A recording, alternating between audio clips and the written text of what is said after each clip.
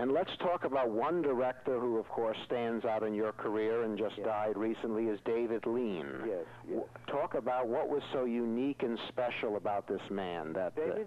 Yes. Well, David, the thing that immediately comes to mind is that he's a total perfectionist. And he wouldn't settle for anything unless he thought it was as good as he could get it. And sometimes it took a long time to get it, you know. But I never really quite understood the impatience that a lot of actors felt with David, because I always felt that it was worth waiting for. Yeah. I mean, if you waited for David Lean, you knew damn well you'd get the best setup that you were ever going to get. Yes. There wouldn't be any messing around and settling for something half-cocked, you know. It would be a wonderful setup. Yes. In which frame you were free to go. He never tried to string you up or hold you down. Or he had got a very good perceptive eye. But you always felt the projection was wonderful. You always felt that you were safe as houses with David, you know, because he was a great filmmaker, marvelous storyteller, and you felt very secure. I did anyway, and I made a lot with David. You sure did. As you know, many pictures, and I saw him grow in stature and being able to get on with actors and handle actors, and he was very nervous at the beginning. By the time I worked with him again in Ryan's Daughter, I saw an enormous difference. You know, he wasn't scared of actors anymore. By that time, he was, you know, very confident and happy. And was he scared of them, let's say, in Great Expectations? He was anxious about actors, yes. Yes. I think that he was always happiest in the cutting room at the beginning. Interesting. Interesting. He soon cottoned on, and he was great. I love working with him. I had some marvelous films with David. Yeah, you sure did. You sure did. You won your Academy Award with him. I did indeed. And he was a very perceptive gentleman.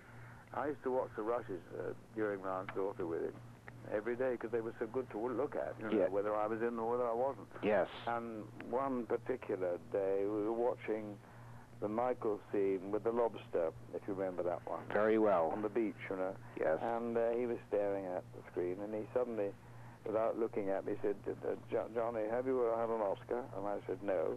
And that was all he said. And 9 months later, I walked up and got it. Yes.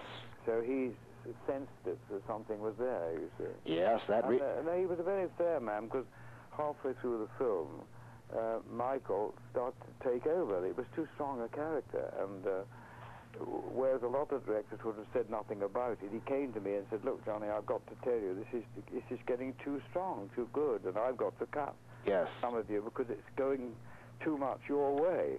And he said, "I've got to lose a couple of scenes." Now, if he hadn't said that, it would have been tough to take. But because he came and said that, it was very easy to take. Yes. Because he said, you know, for my money, I can't do that because it's taking away from the love story. Yes. And so I completely understood it, and that was a marvelous thing to have done. And at one time, they changed the title to Michael's Day. I didn't know that. Yeah. They changed it back, you see. So it wasn't my brilliant performance, but the whole thing about the thing with the makeup and everything, you know, it was a riveting sort of thing to look at, wasn't it? Yes, yeah, it's a masterpiece in my opinion.